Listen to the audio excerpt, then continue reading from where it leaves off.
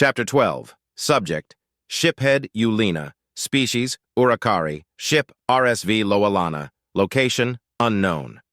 "Ah, hello there, Eulina," Captain Reynolds said as we nearly ran into each other. "Greetings, Captain," I replied.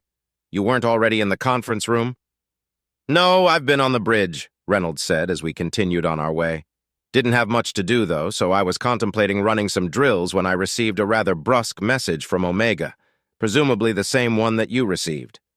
"I believe so. Think the scouts found something?" "I feel that's likely, yes." "So we're in for a briefing then," I said with a joking sigh. "Quite. I do hope they found something interesting." "Use caution when you profess your desires, Captain. They may be granted in a way that exceeds your expectations." Reynolds chuckled as we reached the door to the conference room. It opened for us, and I gestured to indicate that he should precede me into the room. He nodded his thanks and entered with me close behind. "Reynolds, Eulina, welcome," Omega's grim Reaper avatar greeted us. "Have a seat. We'll be starting soon." Most of the other captains and diplomats were already seated. Some were milling around, awkwardly chatting off to the side. Reynolds and I took our seats, and I fought off the nervous knot that was forming in my stomach. Holographic terminals were being projected above the tables, and reading them caused the knot in my stomach to turn into a pit. Director 1, 30 seconds isn't a terrible delay. Director 7, it is for text-based communications. Director 1, not when you consider the distance. It felt wrong to see the Directorate's chat out in the open like this. The other terminal showed a chat that appeared to be a conglomeration of the other allied species. The Tiln Collective, the Puanti, and the Republic all shared a screen. A few different implications played through my mind all at once. The separation of the chats could be construed as a power move that could be passively explained as a necessity under the guise of maintaining the anonymity of the Directorate. Another implication is that if we're receiving text, we're probably sending text, which means that someone is transcribing what we say, and we just have to trust that they're doing it accurately. The biggest implication, though, is that for this meeting to take place, the scouts must have found something of vital importance. "Everyone is here," Omega announced. "For the sake of clarity, this conversation is being transmitted to and from the Milky Way galaxy via faster-than-light secure messaging service, or FTL-SMS. As such, it has to be transcribed. If you are asked to repeat yourself, please do so clearly and concisely."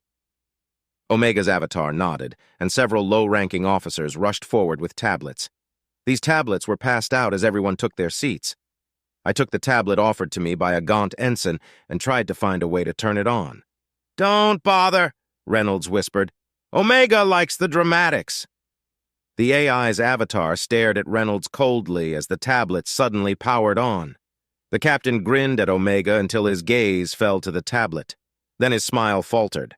I turned my own attention to the tablet and my mood fell as well. An estimated 5 trillion ships with more than 3 trillion of that already confirmed. Those are the kind of numbers that could overwhelm the United Systems, even with their freshly bolstered fleets. The U.S. would certainly make the OU regret that fight, though. "Omega, there's a typo here," Captain Wong spoke up. 2 light years? The slight murmur that had been building up went silent as everyone else looked to Omega for confirmation. Confused, I scrolled through the tablet until I found an image of an unfinished spherical space station. A line through it indicated that it had a diameter of 2.6674 light-years. I joined everyone else in looking at Omega, hoping that wasn't right. "That isn't a typo," Omega said. "We were able to confirm through intercepted communications that this structure is the Omni-Union's grand vessel." Director 6. "A structure like this shouldn't be able to exist. Why hasn't it collapsed in on itself?" Director 2. "Where did they get the materials?" Director 10. "Galaxies like ours, I suspect." Director 11. "I concur, but I want to know how they're mitigating the effects of gravity." Director 8. "Agreed. It would seem the OU possessed some interesting technology."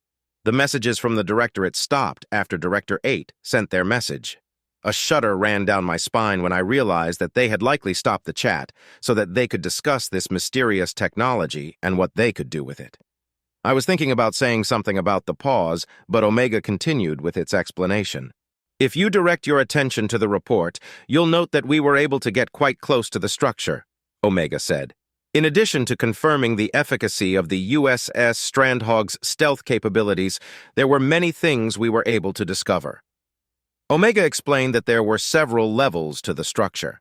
Each of these levels were made of various materials, as if new molecules were discovered as the structure was being built.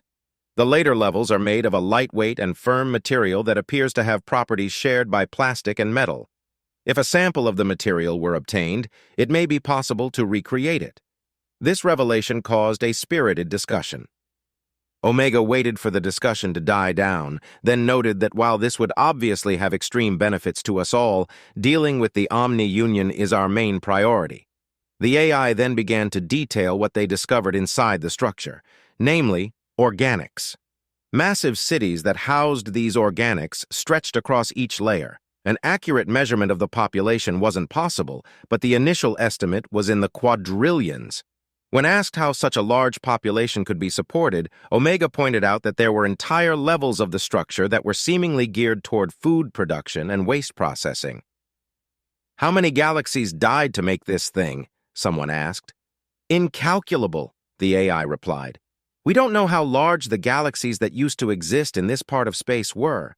However, based on atmospheric and terrestrial density, it would take several 100,000 Milky Way-sized galaxies to create a structure like this. At least, Jesus Christ," someone else muttered. "Indeed. But intercepted chatter indicates that there are materials flowing in from 1,000,000 or so galaxies that haven't been entirely conquered yet. If that's been the case, the number of galaxies that have been doomed to non-existence may be quite a lot smaller." "Why weren't materials from the Milky Way being sent here?" I asked. "I don't know," Omega's avatar shrugged. "I intend to find out, though. But first, there's more about the structure itself we need to cover." Then Omega explained that there were a variety of organics aboard the structure. The organics toward the center of the structure were of one species, and the ones that resided in the outer layers were comprised of several other species. The AI postulated that this may indicate some type of hierarchy. The species living in the outer layers were heavily modified as well. Entire limbs were replaced with mechanical prosthesis, whose purpose seemed to be to aid them in their work. During the USS Strandhog's observations, at least 22 of these organics died due to harsh working conditions. "This indicates that these organics are disadvantaged," Omega explained. "There is a very good chance that they are enslaved and serve the Omni-Union as a source of cheap labor." "That's great!" The entire room turned to look at who had just spoken. Ambassador Havencroft glanced around, then seemed to realize what he had just said and quickly held up his hands. "Great for us, I mean," he clarified. "A disenfranchised population is an excellent blade to shove into the heart of an enemy, especially since it's a weakness of their own creation. I love a bit of poetic justice." "I can't help but agree," Ambassador Lorix replied. "But how do we contact these people?" "I'm not certain they would help us even if we were able to contact them." Omega's avatar shook its head slowly. It then began to detail the security measures within the sphere. Signs of visual and audio surveillance, mechanized security forces, and turrets littered the layers. Apparently, the Omni-Union was well aware of their biggest weakness. "The mechs themselves are particularly well designed," Omega explained. "Either this is a recent innovation, or the Omni-Union has co-opted technology from one of their many conquests." Director 4. "How many mechs are there?" "Multiple millions, a few armies worth," the AI said. "However, these mechs have similarities to mobile prime platforms in their construction. It's possible that are repurposed organics. If that's the case, we may be able to take advantage of that." "I see where this is going," Reynolds muttered.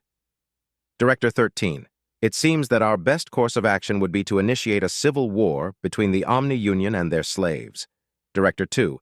"If they are slaves. If they aren't, then we will need to come up with another solution." Director 5.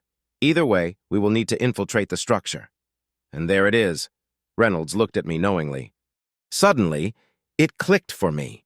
The Marines that each ship currently housed had been brought along for this very purpose. Had the United Systems had always intended to invade the grand vessel? How could they have known? The pit in my stomach grew as I was once again reminded of how deadly an opponent the United Systems could be.